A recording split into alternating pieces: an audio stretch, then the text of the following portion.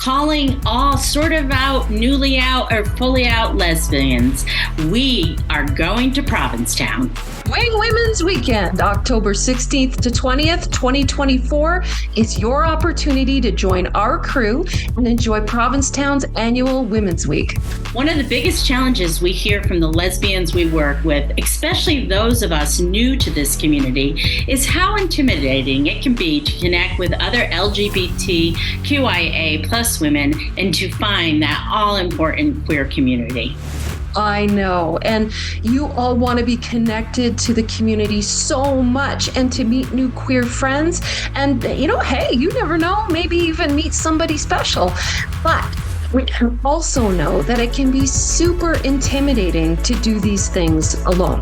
So let us be your co-pilots as we enjoy some amazing activities in Provincetown, one of the gayest small towns in America, during their annual event for queer women of all ages. Enjoy meeting new friends with us as your wing women. It's the queer event of the year you won't want to miss. Details at www.wingwomensweekend.com. That's wingwomensweekend.com. Embracing your LGBTQIA plus identity, especially after you've lived as a straight person for a long time, it's not as easy as just flicking a switch from straight to gay. If only it were that easy. But the reality is that it takes a lot of work to untangle us from our old lives and transition into our new lives. That is why we call it the messy middle. And if you are currently in the messy middle, that could mean coming out or figuring out your sexual identity and even divorce. Well, if that describes you, we have a workshop that is just for you. From July 8th through 10th at 7 p.m. Central Time, we will be running a free workshop, Life Reimagined, Transforming Through the Messy Middle on Zoom. It's for any women, cis or trans or non-binary people comfortable in women's spaces who are grappling with the realities of coming out and perhaps navigating divorce. It's free to sign up. Just head over to comingoutssupport.net to register, and you must register to attend. Again, that's July 8th through 10th at 7 p.m. Central Time. It is free to attend. Sign up at comingoutssupport.net.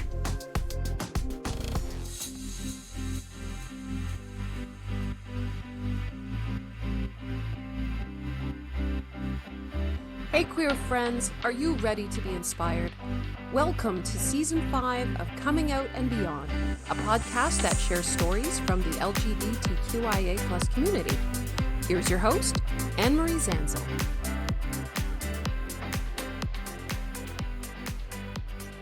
Hi, this is Anne-Marie Zanzal, and welcome back to another episode of Coming Out and Beyond, LGBTQIA plus stories. Happy Pride. We're so glad you're here with us.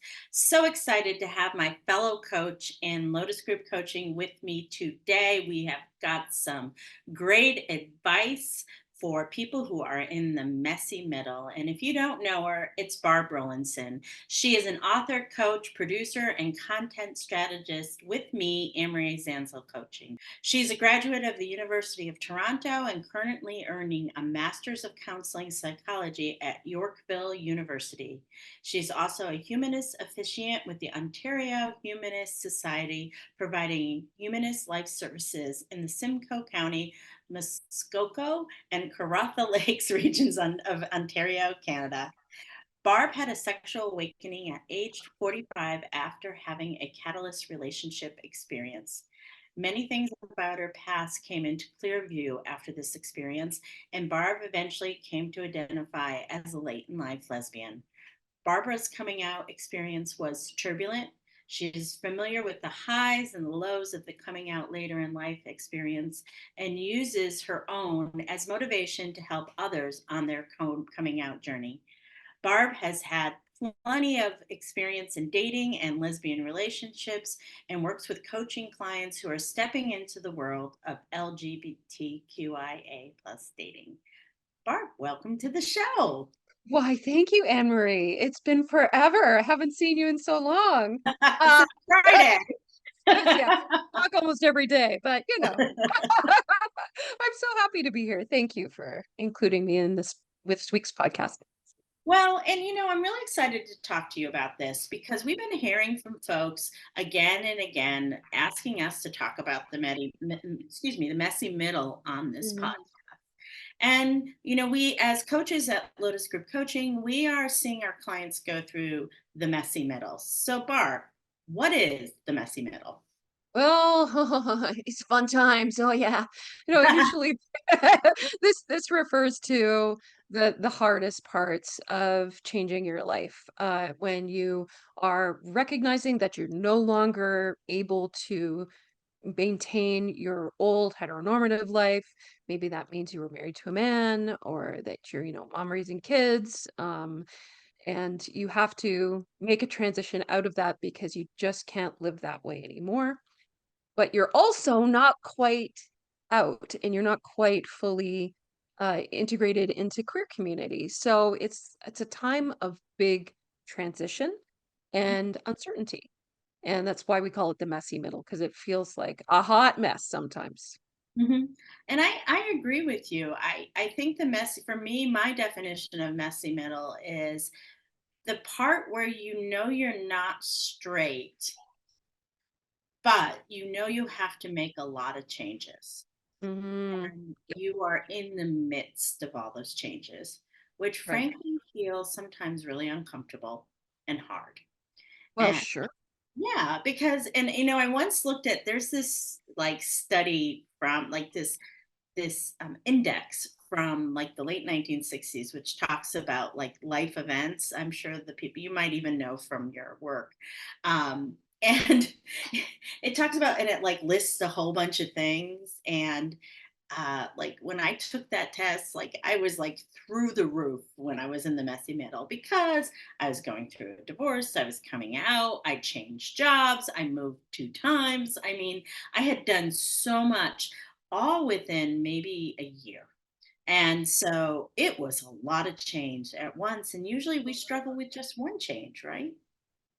I think it's the same reason why people, when they have a baby, quite often they do a whole lot of other big things at the same time. Like, hey, let's change jobs, let's move across the country, let's renovate the house, let's, repaint the whole thing. I think because when we catch the bug for change, it's I think change precipitates change. So it's the same thing when we come out later in life, we decide, okay, I'm making this big change and I'm also going to do this and I'm also going to do that because, hey, I'm doing the renovations on my life anyway. I might as well do it all at the same time. And Mhm, yes, it can give you what I like to call the overwhelm for mhm, sure. It can feel like a lot. mhm. Hmm. So we are going to give you our 10 pieces of advice, and they're not in any particular order of how to navigate the messy middle. So one of the things Barb and I do in Lotus Group Coaching, yes, we identify as coming out coaches, but really the other half of that is divorce coaching. The majority of our members in Lotus Group Coaching are going through a divorce. Either they're Hmm. thinking about it, they're in the midst of it, or they're just after it. And so when somebody is going through a divorce, Barb, or thinking about a divorce, what is your number one piece of advice? So we have heard this piece of advice in Lotus Group Coaching. We've given it many times. We've heard it from other experts as well, from your podcast. And that is just go and find out some information. Mhm. You may not have decided whether to leave your marriage yet or not. You might be a little unsure whether you're ready to do that. Go talk to a lawyer. Mhm. It will probably like you can get free consultations. It can cost you nothing and you don't have to follow through with it. Just go and get the information. It doesn't hurt you to become educated about how divorce works where you live. And when we know more, we feel more confident, we do better, we make better decisions. So even if you're not sure if you're going to leave, talk to legal counsel first about, hey, I'm thinking about it. What do I need to know? And what are some first steps that I should do if I am going to do this? Well, and we see people's fear of divorce and the unknownness of divorce keep them so like in their comfort zones. And we're going to talk about comfort zones later in this conversation. Mm-hmm. But we see people like procrastinate about seeing a lawyer or they think about it and think about it, and that's procrastination, right? But Yep. I see them ask questions in Facebook groups. But the thing is, divorce law is different from state to state, country to Yes. country. So you need to find the person in your state, because a lot of times when you talk to a lawyer, it can give you a real picture of what would happen. For example, if you're somebody who may need alimony or child support, you might even get a number, because in like most states in the United States, child support's a formula. Like there's no wiggle room around that. In some states No. there isn't, but it's a formula and you get what you get. Alimony can be also something that is a formula in some states. Sometimes it's agreed upon and negotiated. So find out like what you are able to, especially if you've been a homemaker, of what you're Mhm. going to be able to get after you get divorced. And Mhm. also, I didn't write this down, but the caveat here is you have contributed to this marriage just as much as your husband has. You Absolutely. may have had the stay-at-home role, and he may have had the worker role. But what was accumulated in the years of your marriage is both of yours. No Absolutely. matter what, no matter if your husband has been the primary person that has done all the work. And this is the thing, is being a home, a caregiver, or having a part-time job because your responsibility was the children, doesn't mean you deserve less. And Mhm. also, too, another thing, this is going to be a 30 thing, 30, but another thing is like you are also, don't let your shame and your guilt around wanting a divorce or being Mhm. queer erode how much financial support or financial, how you split the assets of your marriage, because we've seen so many people do it, and within 2 years they regret it so much. 100%. 100%. And I think there is some social conditioning for women, still, even in the midst of a divorce, too. Oh, I just want to make this easier. I don't want to make this harder on myself. Let's keep the peace. I don't want to fight for this. It's not worth it. No, it is worth it. And you're absolutely right. The version of you from 2, 3 years from now is going to really regret it if you don't stand up for what is yours today. And I think that we could probably to direct our listeners to just do a little bit of a rewind. After you're done listening to this podcast, listen to season 5, episode 3 with Amy Nielsen, Hmm. who's Hmm. a great podcast guest this season. Really enjoyed that one because she laid out a lot of really practical information on Practical things about divorce. yes. um, so now, if you are somebody who is now, so we want to tell you the conversations that most folks have with their husbands when Okay. they're deciding to come out later in life. And I've actually told this to a couple of my clients, and then they have the conversation with their husband, and then they're like, "How did you know?" So a lot of times women will tell their husbands that they're gay Hmm. before they get divorced. Barb and I have come to like, oh, after doing this work and over the years, to say that sometimes that's not necessary, and it Hmm. can make the divorce harder. So 100%. I would really think hard about whether you need to tell your husband about your sexuality before your divorce. And I'm going to say, full transparency, if I had to do it all over again, I would not have told my husband that I was gay before I got divorced, because it made things harder. Barb, how about you? Yeah, I think I would have held on to that piece a little bit longer as well. And we see this a lot with our coaching clients where, they their reasons for leaving really get solidly pinned on their queerness, but the reality is it's also that may be a piece of why they're leaving, but it's not the full picture. And there's a conflation of a whole other host of other reasons of why this marriage isn't working or why there's been a lack of connection that totally get shoved off the table um, when you announce your queerness. So, I think, yeah, I would agree with you, Emery. Really think before you share that piece of information Mhm. with your Your husband. spouse. So the Mm, three things, let me get back to that. So a lot of times, so if you say, no, I can't do that, I need to share this information with my spouse. The three things that often come up is, husbands and wives talk about a threesome.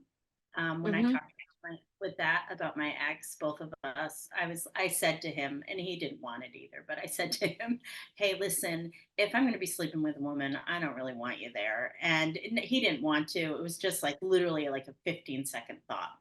Mm, And then we also talked about opening our marriage and or practicing polyamory, which are actually two different things. They're not the mhm. same thing.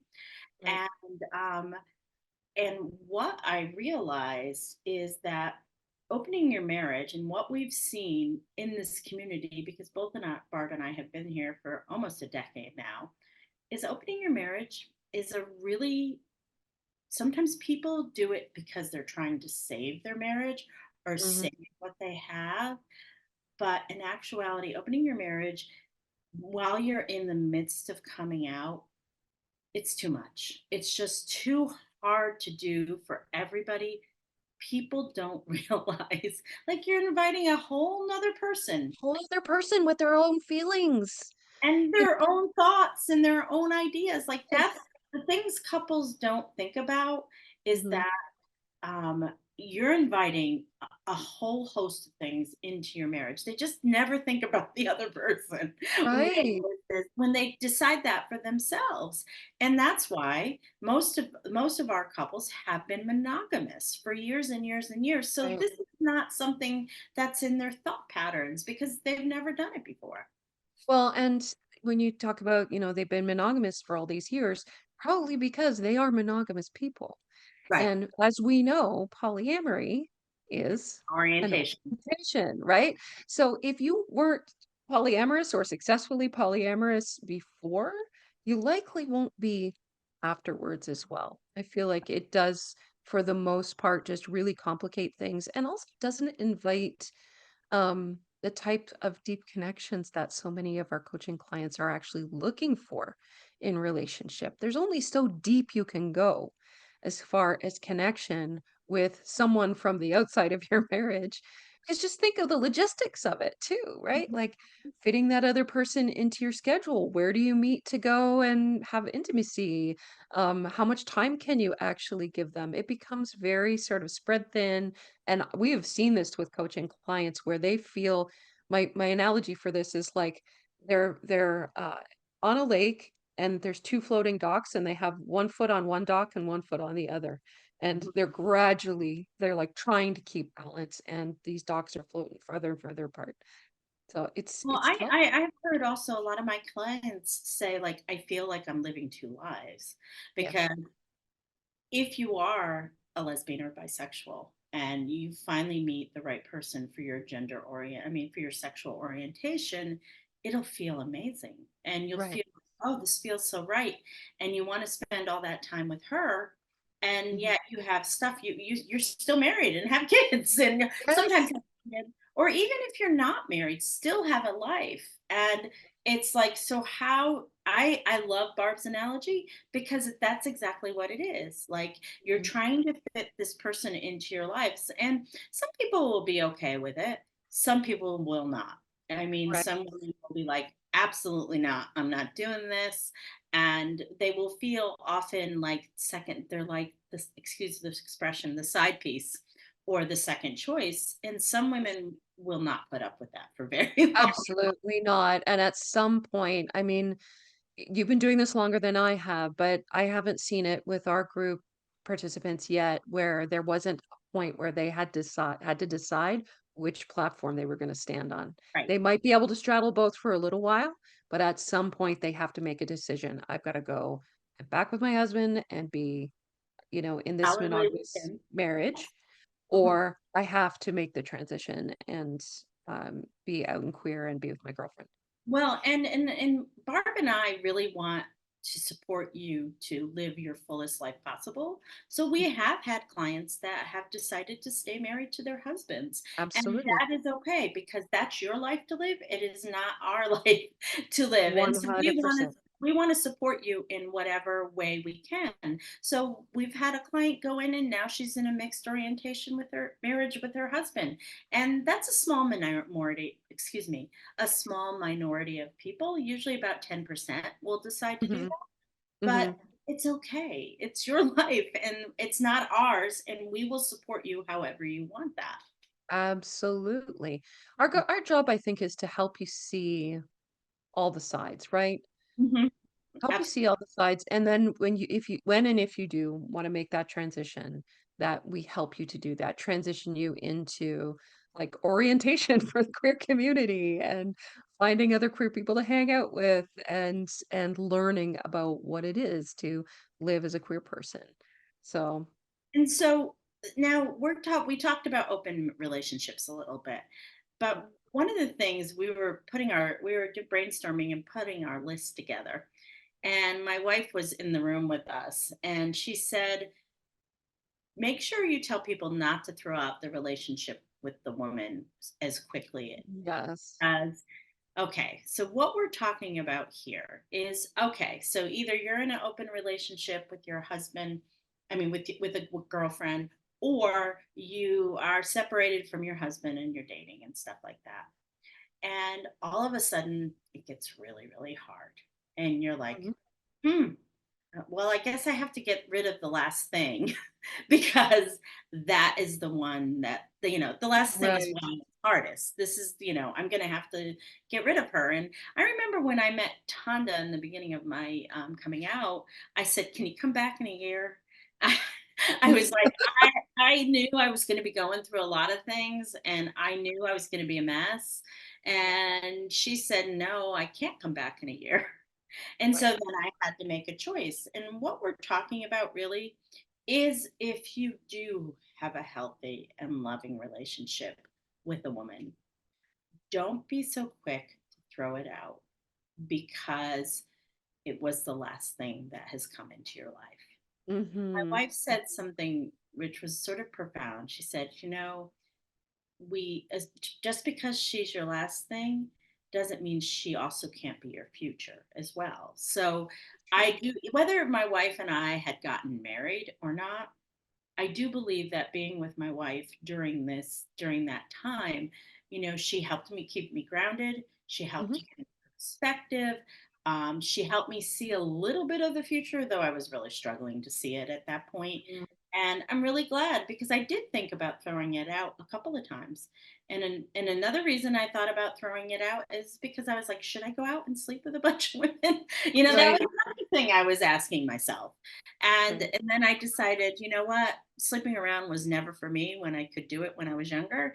And I did a little bit, but I was like, yeah, it's not going to work now in my 50s either. So that's how I made my choice. Well, you just found the best one right off the hop, so you why would you? There's no trading up from Tonda, come on.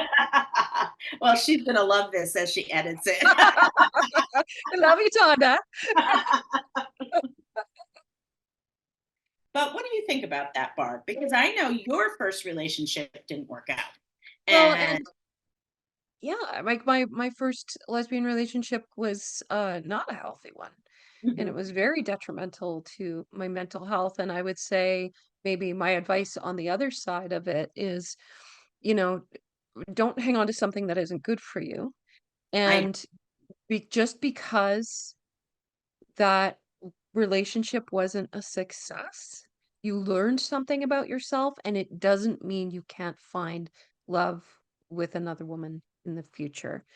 mhm, And we see this with our coaching clients again, where they, if they have a catalyst relationship and the catalyst relationship kind of goes kablooey, they ask themselves, was I just gay for her? right. And, you know, that's up to you to find out if you if you It if was that's just her. or It is. not, Yeah. you know? And it's do yourself a favor and find out. And we've talked about this in some of our other workshops. But my personal strategy for finding out was I started a profile on a dating website, one website for men and another website for women. And I did the Coke and Pepsi test for a little bit there to see, which one was more aligned with me because I really didn't know. I had only really, for the most part, had experiences with men. I'd had this one sort of phenomenally transformative relationship with a woman, and I wanted to know. And I did the test, and I figured out pretty quickly that relationships with women are much more fulfilling in all the different ways. For So you, for and me, for women who identify as queer, yes. definitely. And another thing that we talked about too is oversharing in your first relationship. Yes, And yes. oversharing with your girlfriend and Mhm. also oversharing with your husband.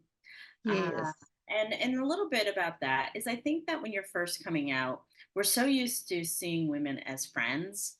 And so Hmm. we see our girlfriend as a friend. And, we Right. start talking to her about the divorce. We start talking to her about the kids. We start talking to her about all kinds of things. And the thing is that what we forget is that she is your friend, but Hmm. she's also a girlfriend. She's your Hmm. lover. And some of those things are really painful to hear. And Hmm. conversely, it's really painful for your husband to hear, like, see you in love with see you like, hear you talk, effusively about a woman, For sure. even if they've given you permission, it Hmm. is really hard. So, like, being really thoughtful about how you share about this experience with your spouse and your girlfriend. And you do need to talk about it. Like, let's Right. be clear. Like, you should be working with a coach or a therapist or a somebody to be able to work out what some of these feelings are. Mhm. But yeah, consider, and this still circles back to an earlier point that we made about whether to share that you are feeling attraction for women Mhm. with your husband or not. Right. You might be used to, after so many years of being married, sharing so much with your husband and being really transparent and honest. And, maybe that's a piece that you need to figure out for yourself Mhm. before he has all the information. That's Yeah. yeah, I shared too much. I know I me too. did. Me Yeah, too. that's because we had a very, like a lot of people that come out later in life, our relationship had a real friendship element, my ex and I. We were friends. I mean, we would talk about things together, like, and I realize now that even though we were friends, I was still had been his person for 25 plus years. And me talking about everything that was going on in that moment, um, it wasn't the kindest thing. And it was because I was used to sharing everything, but I wish I had someone to say, hey, do you really Mhm, want to talk to your husband about that? Or conversely, do you really want to talk to your girlfriend about that? mhm, Because a lot mhm. of that information that they hear can be really hard for them to digest. Absolutely, absolutely. Mhm. Yeah, And I would agree with that. I co-sign all of that for sure. mhm, So I guess we're not going to overshare with our girlfriends or husbands. And speaking of husbands, what's one of the things that people that we work with worry so much about is the impact on of their coming out or divorcing, the impact that it's going to have on their husband. Because I can tell you, so many of the women we work with, they're they're very often very tender with mhm, the way they speak about their husbands. They're very concerned about how whether their husbands are going to be okay, worried about their feelings, how are they going to cope, mhm. um, and what do you say about that? Well, your husband will be okay. And one of the things I wanted us to think about is that what would it be like for your husband to be married to a straight woman who wants to sleep with them, who wants to have Mhm, sex with them? What would it be like for him to be with a partner that can meet him his emotional, spiritual, intellectual, and physical needs? mhm, Um, it gives husbands that opportunity to um, explore being with a partner that's good for them and it really fits with who they are. Now, having said that, doesn't mean you're not going to might have feelings of jealousy or feelings of, oh my gosh, he's doing this for her and he never did it for me. I mean, those are all really super normal feelings to have. But I have found that by and large, most husbands are really okay. And Hmm. and it's really interesting. One of the best pieces of advice that I got when I was coming out is that I was so concerned about him, so concerned about him. And like all like my old everything I posted to the first Facebook group I joined was about his, well, about him. And somebody said to me, you cannot caretake your husband when you Hmm. are going through the middle of this. Right.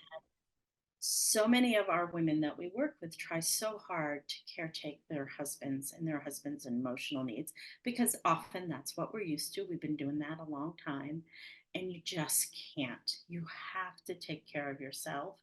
There are professionals out there, there are support groups out there that can be your husband's emotional caretaker. And I always say, women go and find support all the time. People are Googling in the middle of the night to find me and you, Barb. And the thing is that husbands have to take on the responsibility of finding somebody that they can talk to that Hmm. will hopefully help guide them and give them good feedback as they're going through a very significant time of their lives. Absolutely. They're grown-ups and they're responsible for themselves. And I'm going to tack on a little something to the end of that. And this is for those of you who have been raised in chaotic homes, Mhm, because that too is another very familiar profile of the women we work with, mhm, people who come from chaotic homes.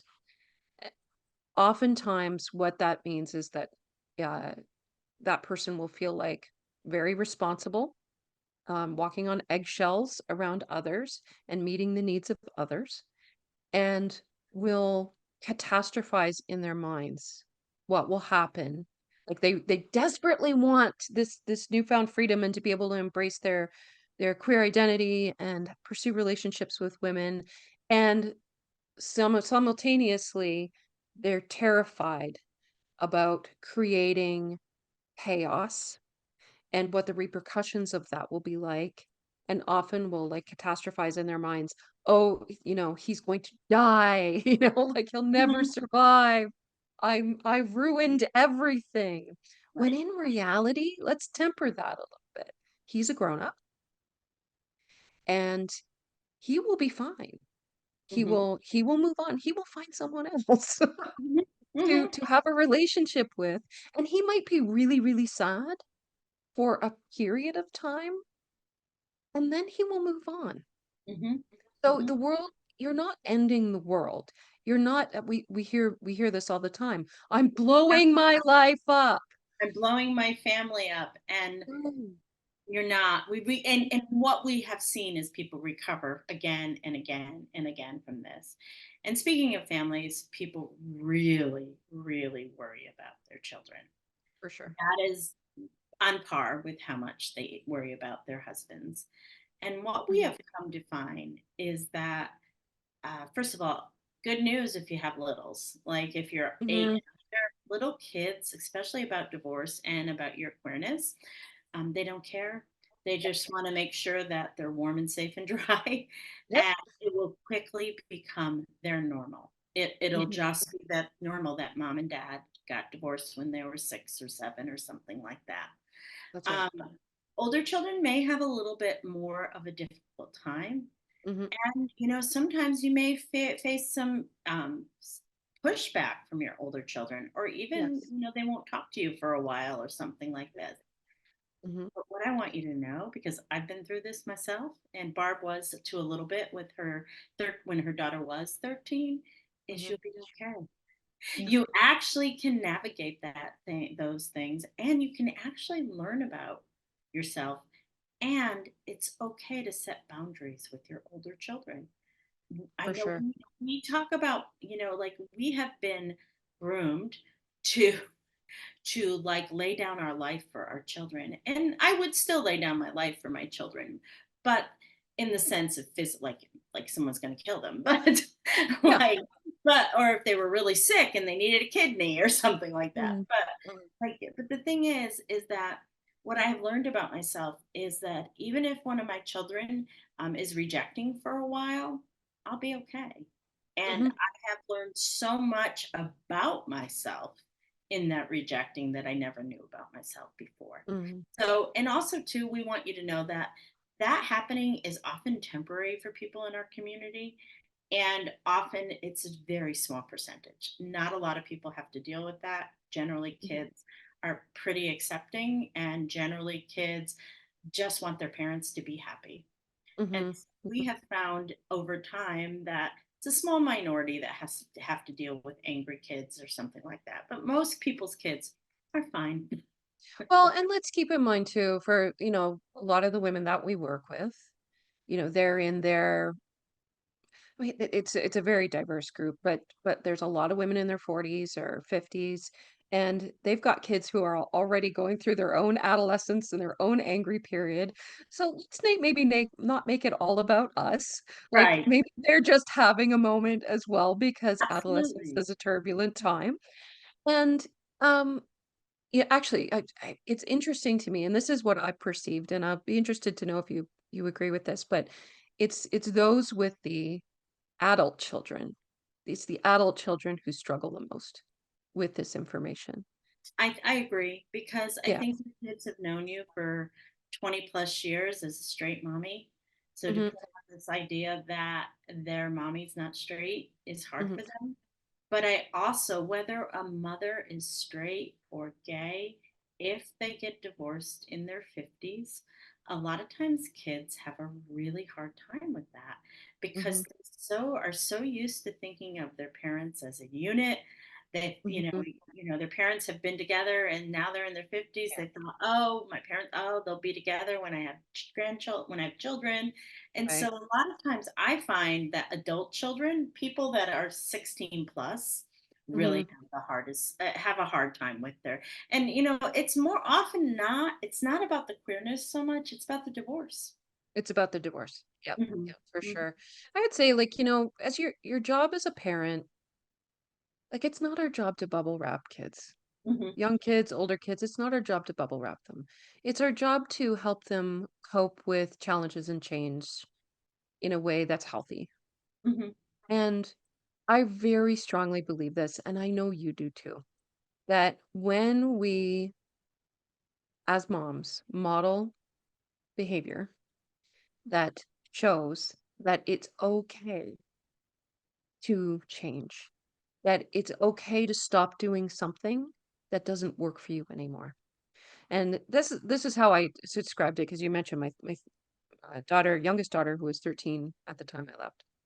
And the thing that helped her perceive it, like understand it, was that, there's not a lot of decisions I made when I was 20 years old that I still stick by today because I'm a changing person. If that were the truth, I would have a rat tail and some very tall bangs and some jelly bracelets and a lot of, like I made a lot of questionable decisions back in the day. But now I'm a different person. And so what worked for me back then was good for me back then. And what works for me now is different now. I'm a changing person. And I will hope, my girls going forward, if they find themselves in relationships that are no longer healthy for them, that they will say, I don't have to stay here. And it's Right. okay. Whether it's your son or your daughter or your non-binary kid, Hmm. showing them that it's okay to make changes in your life, showing them that we shouldn't stay in places that we are unhappy, Hmm. showing them that it's you shouldn't stay in places where there's abuse, Hmm. um, is the greatest gift you can give to those kids. And Yeah, honestly, most children just want their moms and their dads to be happy. That's exactly. Let's what they want. normalize Yeah, depressed mom. Let's not right. normalize that. And also, too, a lot of kids sometimes are relieved when their parents get divorced because That's true. arguing will stop. Like when I was 13, my mother was seriously considering divorcing my father. And I remember at the time just feeling relief because he was an alcoholic. And Mhm. I was so disappointed when she didn't, you know, Right. because I just wanted the relief from the arguing and the fighting that was going on in my home my whole time. And so if your home is like that, whether you're gay or straight, it really doesn't matter. Kids need a place of peace to be raised in. And so, Absolutely. yeah, so like divorce is not a bad thing. No, Divorce sometimes is incredibly necessary. So, 100%. You're not blowing up your life. You are changing your life. It's okay. We should okay. put that on a t-shirt or something. So, one of the things we wanted to talk a little bit about is forays into the gay community. Because a lot of times people will go into the queer community for the first time. They'll go to their first event. They will go to, Mhm, um, they'll go to a meetup. They'll go on a date, and mhm. it sucks. Yes. And You might then even have, like, sex for the first time with a woman, and it it's doesn't not as good as you heard not that as good as you heard. right. Yep. And so you think, oh, I can't do this. I can't do this. This isn't gonna work. This isn't gonna work. So I'm gonna share a story that when I was coming out, I went to a meetup in New York City, and there's actually a picture from me from that first meetup. Like everybody is standing on one side of the room, and I am leaning as far as possible away from them. So it's like a giant V. And that was the moment when I just didn't have a good day. It wasn't fun. I just was uncomfortable the whole time. I'd been there for like 8 hours, and I'm like, I can't do this. I can't do this. And so, Mhm. Barbara and I want to tell you, if you have something like that happen, don't give up. Yeah, yeah, it's a very diverse community, Hmm. Hmm. and there's all kinds of people, people who've been long out, people are newly out. Um, it's just don't think just because you meet one person or one group of people that don't paint everybody with the same brush. Right, right. Because we're all really different. Hmm. And You're it not does going to take like everybody in the queer community. no, you're really not. And if you feel strongly about pursuing this, like I think this is something within you that you really do feel attraction for women. It's not going to just happen magically once, right? You've got to keep going out there and working on it and finding community. And like we joke about, how when you go to meet somebody, like she's not going to show up at your door with a pizza. Like you have to go out and date. Yeah, we And have a friend that I fixed up numerous times, and nothing ever works. And I'm like, honey, she's not going to fall through the ceiling and land on your lap. That's not going to happen. Since stopped fixing up this friend because oh, she did something so embarrassing once, which I'll tell you about later, Barb. But okay, it's just like, you have to put yourself out there if you want to meet community. You have absolutely. to go on, you just have to. And so if your first experience is poor, please don't like just throw up your hands and say I'm done because Mhm. not every experience in the queer community is going to be an amazing experience. Mhm. And then there's some that will be. Absolutely. And especially as your dating coach, I hear Mhm. this a lot about online dating and using the dating apps and, oh, I hate these apps and they're terrible. And it's so superficial. It's so this, it can never seem to, it doesn't stick or it's too intimidating. I'm like, well, what are you going to do? Like, Mhm. like this is how we do it now. Mhm. Especially if you're living somewhere that's not in a major city center, Barb you lives may remotely. She had to use the apps. absolutely. There's no question. I mean, I'm very fortunate now. I've met somebody who I've been dating for 6 months, and she only lives an hour away. In lesbian terms, that's next door, Yes, absolutely. right? So that's fantastic. But if you don't use apps, it's going to be really tough Mhm. to connect with other people. And I'm not saying it's the only thing. Yeah, you're gonna meet some crummy people, and yes, some apps are actually better than others, and this is something that we cover in the program. when we're Mhm. talking about dating, about Mhm. which ones to use and stay away from. But you have to try. Mhm. Either that or just decide you're gonna be celibate the rest of your life because, Right, right. that's your option. And I want to share a quote, and we find this also too a lot in the group. Um, if you look for ways you do not belong, you will always find it. Yes. We hear people in the beginning, especially like, I don't belong here, I don't belong here, I don't belong here. Mhm. And you do. Yeah. Yep, absolutely. That's, uh that's a quote I think about Hmm. a lot in the work we do, because it does come up over and over again.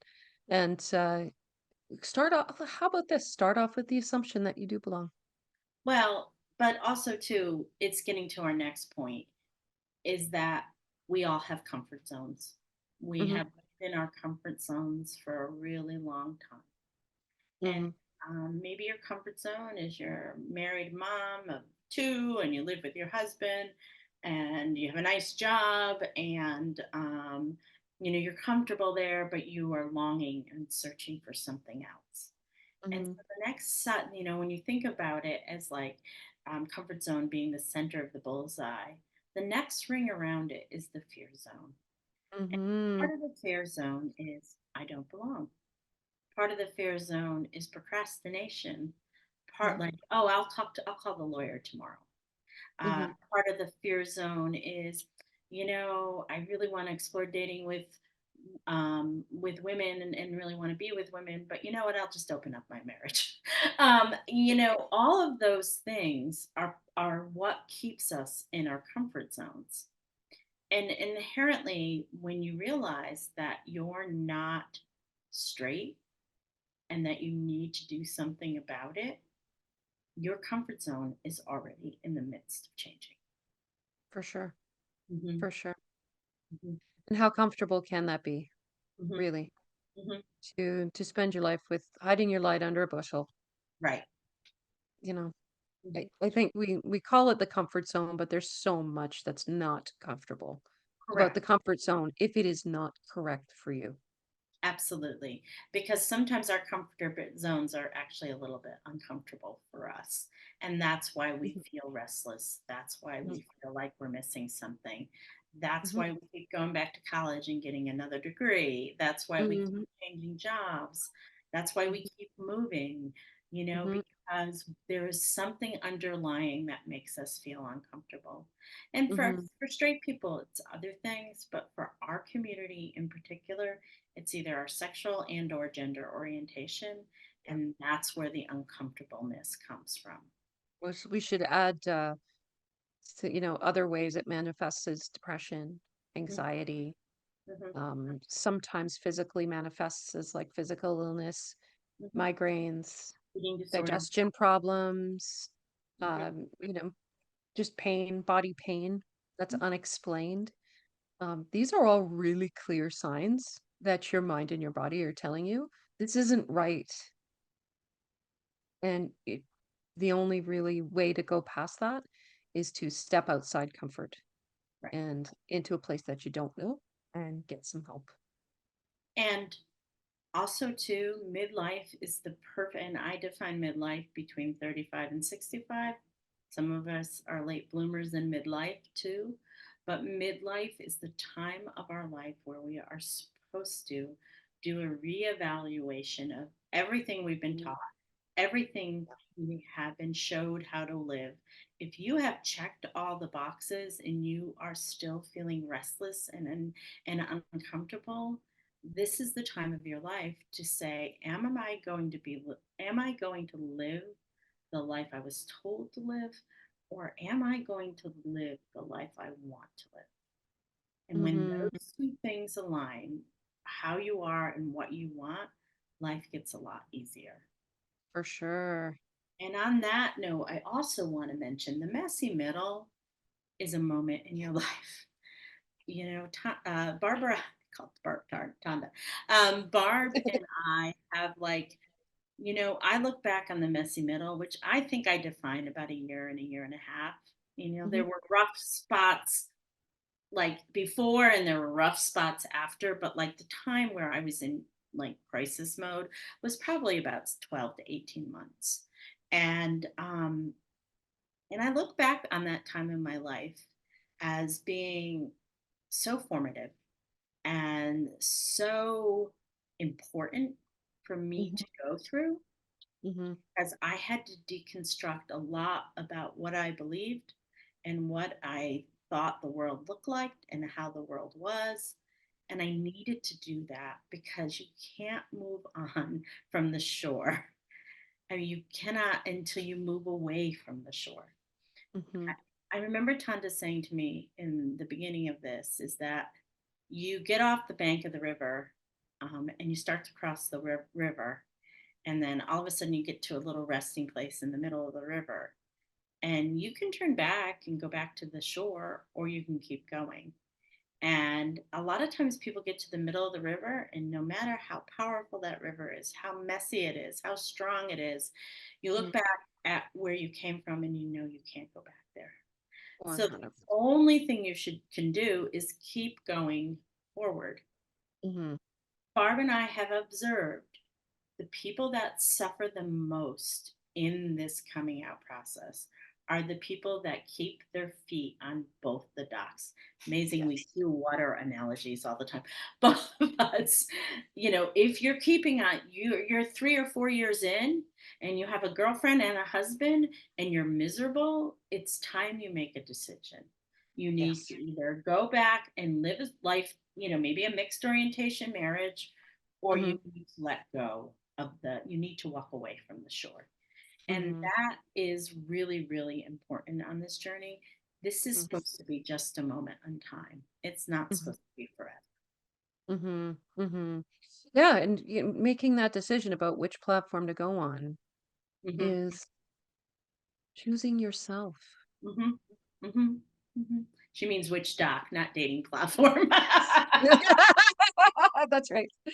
Yeah, it's choosing yourself, which can be so difficult Yes, when right. you've spent a lifetime choosing to serve others, Hmm. be something to others, and defining your roles in context to other people. I'm a wife, I'm a mother, I'm a daughter, I am a like, no, who are you really? And, we are huge believers in building community. That's what we Mhm, do in Lotus Group Coaching. We have close to 30 women in there now. And it mhm. is just such a wonderful sacred space for the women that join that. We always encourage our clients, encourage our friends that we know to go and build community and to find places where they feel comfortable, but sometimes it's scary, right, Barb? Well, for sure. I mean, making friends later in life, whether you're straight or not, can feel really hard because we have so many other obligations. Hmm. And, like, I'm 52. I'm tired. I don't want to go out at night. Like, it can feel really tough to muster up the will to go and make friends. And when we were younger, it was easy. Everybody in the same age, all thrown together in school. We all did the same kinds of group activities, sports, arts, that kind of thing. So it was easier to make friends back then. Now, later in life, it takes effort. So you have to put the same kind of effort into it, just like, if you're choosing, hey, I'm gonna up my fitness level, so I'm gonna go to the gym.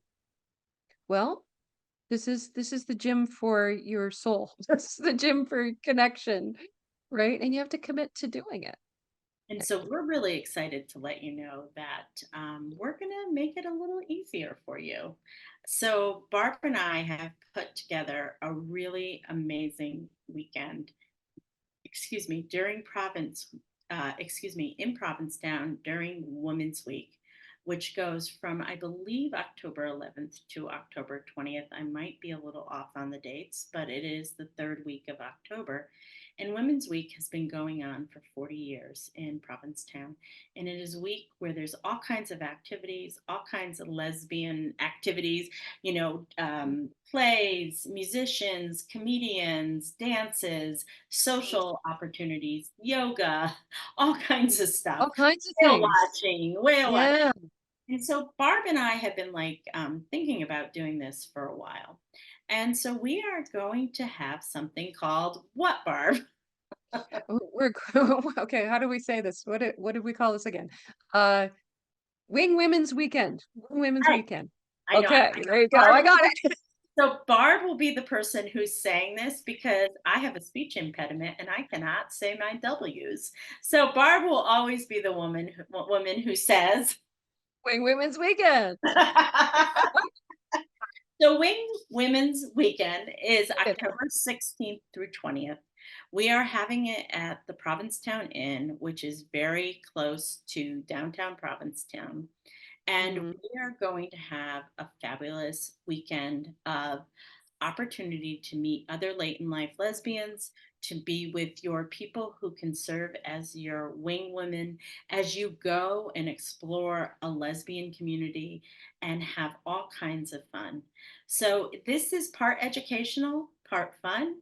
And so we have a bunch of opportunities. We have a bunch of people that will be presenting. Uh, the first night, Melissa Gilbertson, who has written the autobiography or the memoir Late Bloomer, which talks about her own coming out experience, will be there Wednesday evening. And she'll Nice. be reading for a little bit from her book. And I will also be reading from my book that evening as well. And also, if you have a product to share, or you are somebody that works with the queer community, that would be a great time for you and to come and share about your business and about what you do so that we can support you. On Thursday, we are having an incredible day. We're going to have some opportunities for you to share your own story on Thursday morning, as well as some work around coming out later in life. We'll be having lunch in the inn on Thursday during the day, and then Barb will be talking about what, Barb, in the afternoon? Oh, just a little thing called dating later in life, lesbian dating. And if you've never done it before, if you have never been on any of the apps before, if you don't know how to write a profile, if you're just feeling the overwhelm and you're brand new to the dating scene, please let me be your guide. I have been there. I've dated so much in the last 7 years. And we will also have Tonda, uh, who's a professional photographer, offering to do profile photos for folks. So it's going to Yeah. be gorgeous. Tanda McKay is my wife, and she is a professional photographer. Google her if you want to see some of her work, and she will be there to have some fun and take some profile pictures for you all. But concurrently, and we're going to tape both of these, so you don't have to make a choice. You can watch one later. But concurrently, we are going to be having the fabulous psychologist Robin Saison come, and so she'll be presenting the same time as Barb, and she'll be talking about healthy lesbian relationships. So if you are in a relationship and you want to bring your girlfriend, whether she's late or life or not, you are welcome to bring her. There will be special pricing for couples. There's a little bit of a discount. You don't each have to pay the individual price. And so that will be our um, Thursday, and there's a lot of education, and then we can hang out afterwards. You can go to dinner. You can go to one of the many events that will be happening on Provincetown that week. You will have met a wing. Say it, Barb. Wing Women's Weekend. You will have met your wing woman. So hard for me to say this.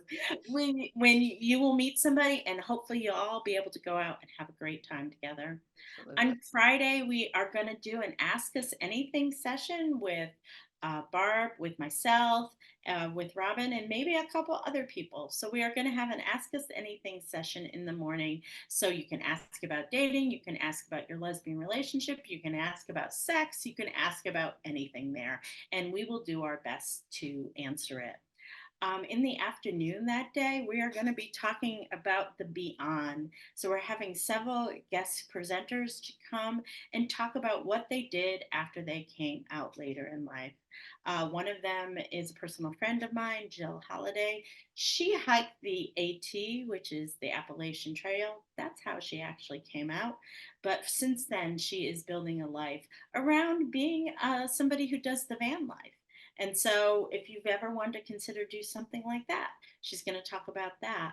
I am also going to be there with my business partner, Anna Empey. We help people build businesses, and we really like to work with queer women who want to do something for this community or for the communities that they love.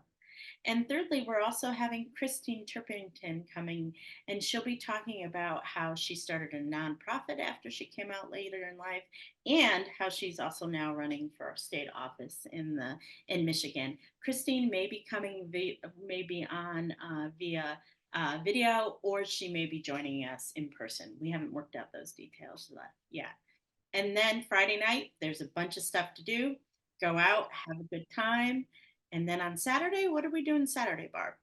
I think Saturday we were going to meet in the morning and do sort of our Closing kind of, activities? yeah, closing activities, and then pick one of the afternoon activities that's being hosted by the Provincetown Women's Weekend to Yeah. go and do. So quite often they in on that Saturday afternoon they will do something like a tea dance or just a little party. So we're with your wing women.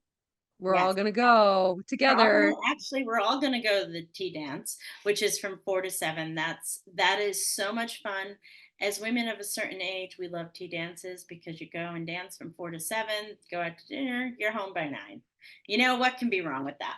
So you can find all the information out about building community with us. And is the name of the URL, Barb? Wingwomensweekend.com. That's Yeah. wingwomensweekend.com. So you can find out all that stuff there. We hope you join us. We really, really do. And then also, secondly, if you want to know more about Lotus Group Coaching and what we do as coaches, how we help you build your community, how we help you navigate coming out, how we help you navigate getting divorced after a long-term marriage, Mhm. find out all that information on my website, AnneMarieZanzal.com. And we would love to talk to you if you're really looking for support and you need to talk to someone about all you're going through, because Barb and I have been there. Absolutely. And the women that we work with, there's so many common themes. And a thought that I want to leave you guys with is this, that there's very little that we haven't seen. Right. As far as our coaching clients, we've seen so much and so much of the same thing over and over again. So what might seem very overwhelming to you as you are going through the messy middle because it is unfamiliar to you, you might feel like, this is a nightmare, this is a special case, I can't be helped, or I don't know how anybody could help me deal with this because I'm the only one who's ever experienced this. You're not. You're Mm-hmm. not be you're not beyond help. This isn't too complicated. We have seen it all, and we've probably seen a lot of what you are going through as well, and helped other women who are going through things that are very similar to what you're going through. So don't do it alone. You don't have to. You And don't have to also, for a lot of us, doing things alone is a trauma response, because do as it. Barb said, alluded to before, is that a lot of us have grown up in chaotic homes. And so when we feel overwhelmed, we tend to isolate. And so you don't have to do this alone. And we're here for you if you need that support. Barb, thank you so much for being my conversation partner today. Um, Anytime. we had a lot of fun. You've been listening to Coming Out and Beyond LGBTQIA plus stories with Anne-Marie Zanzal. New episodes of the Coming Out and Beyond podcast drop every other Friday. You can tune in at Apple Podcasts, Spotify, Google Podcasts, and at annemariezanzal.com. Be sure to hit subscribe when tuning in so you never miss an episode. And for more resources, articles, videos, and a free downloadable guide for coming out later in life, visit annemariezanzal.com.